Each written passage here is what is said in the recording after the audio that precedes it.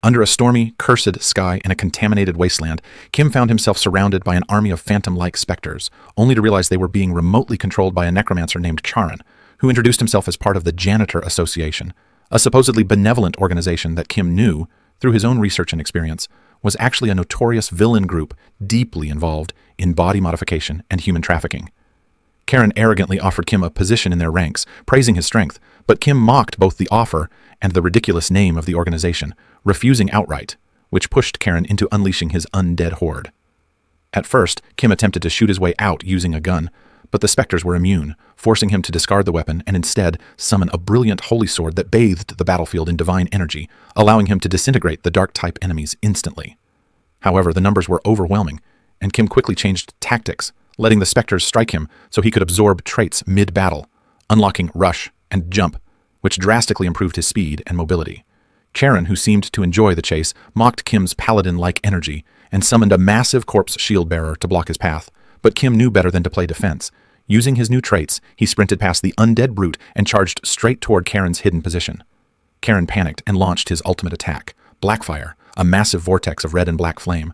But Kim calmly switched his traits on the fly, loaded up an offensive set, and countered with his own ultimate move, Flash, a blinding sword technique that completely cut through the Blackfire and split Charon's body in half with a single golden arc. Breathing heavily on the desecrated battlefield, Kim collected his thoughts before reporting back to the government office, where he presented the stolen monochips as evidence of the Janitor Association's involvement. The official, though stunned, thanked Kim and rewarded him with a powerful, arcane gun and a bottle of rare holy water, an expensive item usually purchased from a temple, which Kim happily accepted with a greedy smirk. The official warned Kim to stay hidden for now, but Kim rejected the idea of lying low, explaining that doing nothing was the worst choice in this game, and instead revealed the janitor's darkest secret, a secret base in Gyeon-Ubong, where they operated illegal poppy farms and conducted brutal human experimentation. Handing the official a detailed shopping list of military gear, including claymores and EMPs, Kim made it clear he was preparing for war. Days later, at the Gyeon-Ubong base, Kim used the Fining Death trait to silently take out the guards and reunited with his ally Iron Fist Kim, a gang leader who had joined the mission. Inside, they found the underground lab, full of prisoners who had been forcibly modified into monsters. While Iron Fist Kim seethed with rage at the horror, Kim coldly stated that the Janitor Association had crossed a line and must be wiped out completely. Back at the Janitor Association's headquarters, chaos erupted as a subordinate informed President Park Da-yeop that the Gyeon-Ubong facility had been destroyed by the same man who killed Charon. When the president saw a live feed of his poppy farm going up in flames, his calm exterior cracked, and in a fit of fury, he crushed the tablet in his hand and vowed to kill Warrior Kim and break him into pieces.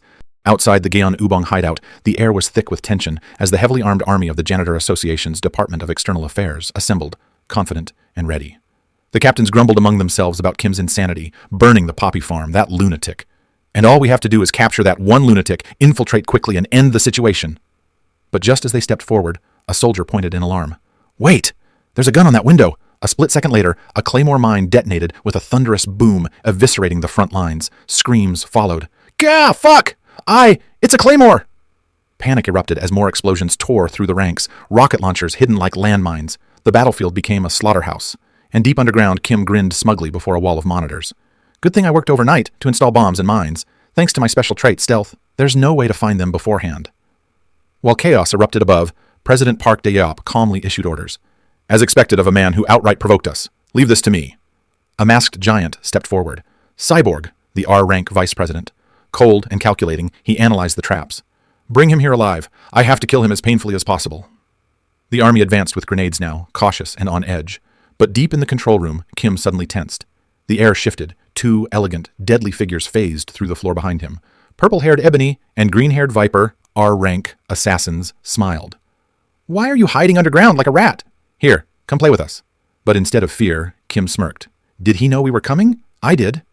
He activated his stealth and feigning death traits, confirming he had known the entire plan from game knowledge. Smoke filled the room as he dropped a bomb. "Damn right, I have no business with you, so see ya!" he yelled, sprinting away. Viper screamed, "It was a trap!" Ebony raged, "You fucker! I'll kill you when I capture you! Capture you!" They chased him through twisting corridors until they reached a vast chamber dominated by an ancient clock tower face. Bullets ripped through the air as Kim barely managed a mana barrier. The bullets exploded on contact, imbued with magic, shattering the barrier and hurling him back, bleeding.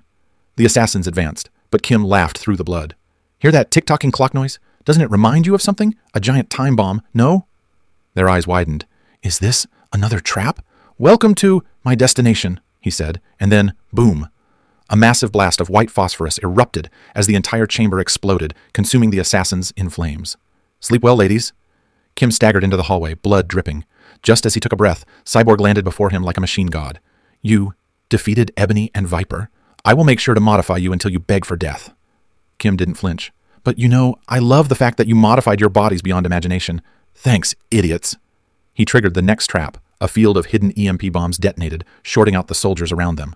1 billion ones worth of EMP bombs. EMPs and shotguns are my best friends when it comes to dealing with machines. But Cyborg barely blinked. Good God, how much money did you spend on your body? EMPs don't even work on that guy. The mechanical titan charged, and a brutal close-quarters fight began. Kim dodged fast, but his sword barely scratched the metal. Do you just plan on dodging forever? It doesn't even tickle, you bastard! Kim analyzed. Cyborg ran on mana. He reached for a sleek pistol gifted by Charon, loaded a single bullet, and fired. Cyborg laughed. That's it. But the bullet burst into eerie black flames, latching onto his frame. Your mechanical body functions on mana, and black flames burn mana. In other words, once black flames attach to your body, there's no way to extinguish it. Dumbass.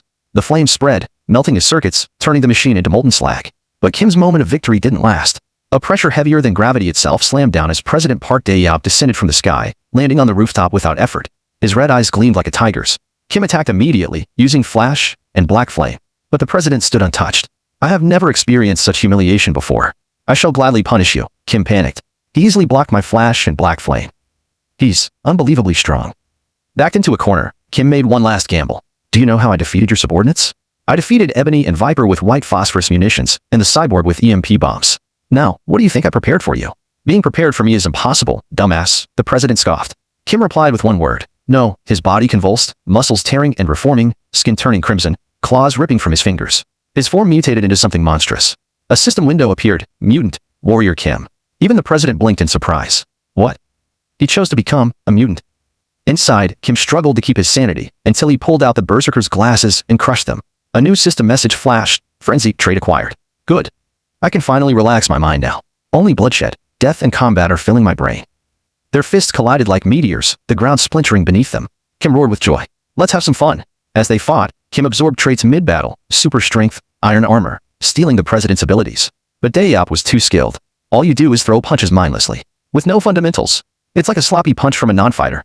Realizing he was being outclassed in technique, Kim changed tactics. Fine. I admit you're better than me in hand-to-hand combat. But you see, I'm not a fighter. I'm a swordsman, you bastard. He channeled his ultimate attack, flash, into his bare fists, and let it rip. A blinding explosion swallowed the rooftop. Kim collapsed, his body barely holding together. Thank goodness I leveled up just in time. I sure am one lucky bastard. A golden aura engulfed him. He'd hit level 3, surviving by the skin of his teeth. Days later, he awoke submerged in a high-tech mana spring. Director choiced it over him. You were lying on the ground with all those Janitor Association folks. I noticed you were still breathing, so I placed you in the mana spring. At the Superhuman Certification Office, Kim's promotion to level 3 was finalized. There, he met a receptionist with a fire in her eyes, Baek Sorin. She stared at him in awe. I wish I could be as strong as you. He leaned in. Do you by any chance want to become a superhuman?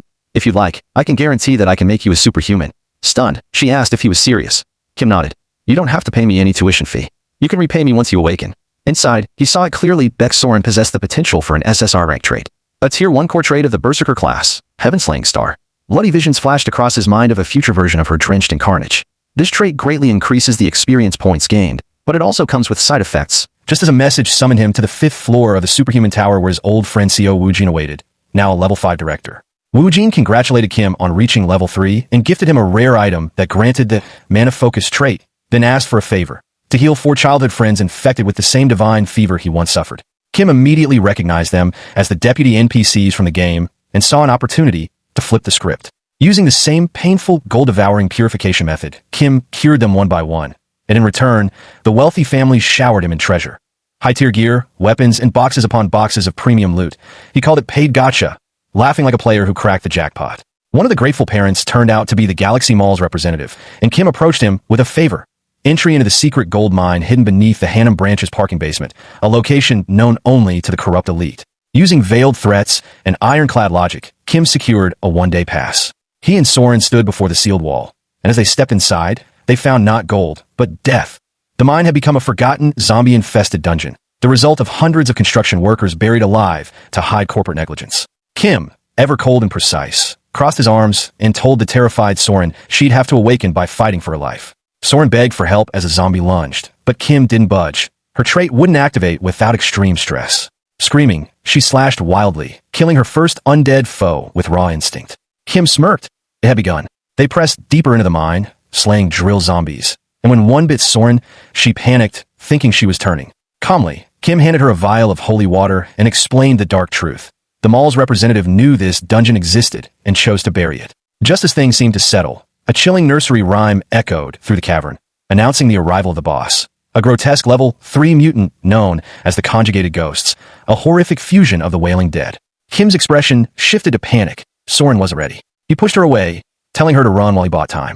The boss impaled him through the chest with an icy spear, and Kim froze solid, seemingly dead. In his final words, he told her to trust herself, that she was the heaven-slaying star, and this was her moment. Sorin broke, tears falling, screaming that one of them had to survive, and as her voice trembled, she made the vow to believe. And that's when it happened. Light burst from within her like a sun going supernova. Ice shattered, hair turned golden, eyes blazed red, and in her hand appeared a sword forged from pure light. The system message screamed across her vision. SSR rank warrior, level 1 superhuman. Baek Sorin, heaven-slaying star awakened. Kim, still very much alive, stood up and casually dusted himself off, revealing it was all an act, a gamble to trigger her awakening. Sorin, now glowing with divine power, looked at him wide-eyed and flushed with embarrassment. Kim smirked, calling it what it was, a psychological trap. Her trait demanded a brush with death and absolute resolve. She'd passed. Kim and Baek Sorin are deep inside the collapsing gate, locked in a desperate battle against the Conjugated Ghost, a monstrous fusion of multiple tortured souls forming a single grotesque entity with erratic, unpredictable attacks. Sorin, initially overwhelmed by the ghost's strength and chaotic movements, pushes herself beyond her limit, triggering the awakening of a new trait called Indomitable, granting her the power to resist damage and fear through sheer willpower. As she endures the onslaught, Kim's system grants him the trait, Insight, allowing him to analyze the ghost's structure and weaknesses in real time, enhancing his strategic coordination. While Kim identifies attack patterns and openings, Sorin continues evolving mid-battle, unlocking Rush for high-speed dashes and Leap for vertical mobility, using these traits to outmaneuver the ghost while Kim prepares a powerful finishing move. Timing everything perfectly, he unleashes Flash, a searing burst of energy that destroys the ghost's core, revealing a corrupted mana crystal shaped like a smartphone, implying that the monster had once been human, consumed by despair and obsession. As the gate begins collapsing from the defeated boss, a violent tremor throws them off balance, and in a panic, Sorin instinctively activates Runaway Train, a burst-speed movement trait she didn't realize she possessed, propelling both of them toward the portal in the final moments before collapse. They crash into the real world inside Galaxy Mall, bruised, battered, and breathing heavily from exhaustion. Amid the silence that follows, Sorin, trembling from adrenaline and emotion, quietly holds on to Kim, asking to stay like that a bit longer while he stands stunned, unsure of what to say as the weight of the near-death battle and their growing connection sinks in. Fresh out of the dungeon, Kim casually tosses the shimmering boss crystal to Baek Sorin like it's pocket change, telling her to use it to strengthen herself while internally noting that it's a long-term investment to unlock her Mars sword technique later. Take it. Worth a couple billion. Pay me back later, he says, while Sorin stares at the crystal like it's a sacred relic. Just as he's about to get some rest, his phone rings, CO Wu Jin on the line, saying he scored a meeting with an armor Meister capable of crafting level 7 gear. Kim's eyes flash at the words, level 7, and despite being dead tired, he heads out immediately. But the place Wu Jin takes him to doesn't look like any forge, it's a pristine, temple-like mansion covered in glowing scripture and marble arches, more holy sanctuary than smithy. Alarm bells ring in Kim's mind. He recognizes this as the home of Jo Chul, the devout old father's order craftsman and mid-boss from his previous life. A guard steps forward and bizarrely asks Kim to prove his identity by conjuring the black flame. Irritated, Kim ignites a small pitch-black flame in his hand, instantly dropping the temperature and making shadows twist unnaturally. The guard backs off, and Jo Chul himself rushes in, bowing deeply while muttering, You are the light and savior recognized by the saintess. Wu Jin is left speechless, staring at Kim like he's suddenly grown wings, while Kim internally curses the unnecessary attention, thinking, what's this religious freak show now? Inside, Jo Chul reveals a radiant set of paladin armor, sparkling with holy enchantments and golden inscriptions, calling it his finest work and insisting it's the perfect gear for Kim. But Kim's expression hardens, he knows the truth. That armor requires enormous divine power to operate, and that power only comes from joining the order. It's not armor, it's a leash. With zero hesitation, Kim walks right past it and points at a rugged, matte black suit of tactical armor hanging in the back. I want that. Just infuse it with giant and extreme, he says flatly. The assistants are scandalized, that's inefficient. We can't enchant it. That's not holy armor. But Kim doesn't budge. Jo Chul is visibly rattled, watching his holy masterpiece get sidelined for what looks like a budget SWAT suit. But Kim isn't here to play by anyone's rules. No religion, No leash, no divine dependency, only utility, survivability, and traits that work. As the smith reluctantly begins drafting new blueprints, Kim walks out, eyes already locked on the next goal in his mental roadmap, one step closer to becoming a god on his own terms. After Kim walks off, we see Joe Chul having a quiet but tense talk with his assistant. He's clearly conflicted, stuck between trusting Kim and following the Sanus's prophecy that Kim is supposed to be the light and savior of their order. But something about it doesn't sit right with him, so he decides he needs to see it with his own eyes. 1 week later, we're in the middle of the bustling Kim Chunbok antique market, and chaos erupts as Kim straight up chugs a bunch of Mandragora elixirs in front of the horrified market owner, who's yelling at him not to take them all at once. But Kim just winks, says, "Bewing. Thank you." And boom, a system window pops up, energetic acquired. Just like that. Later, the market's booming with customers, and the owners thanking Kim for saving their business, when a respectful guy from the Iron Fist gang shows up and asks Kim to come meet their boss. Kim's a little curious and agrees, and they drive him off in this sleek, bulletproof car like he's royalty. But as they're driving, Kim sees a road sign for Miram, and alarm bells start going off in his head. That's not where the gang's HQ should be. Miram's a slum, a rotten place full of thugs and trash. The car pulls into this sketchy, dead gas station, and the driver casually turns around, smiling way too much, and says the car's out of gas, tells Kim to rest there for a while. And that's when Kim realizes, this isn't a ride, it's a setup. A trap. Think Kim's ready for what's coming? Subscribe and wait for the next part.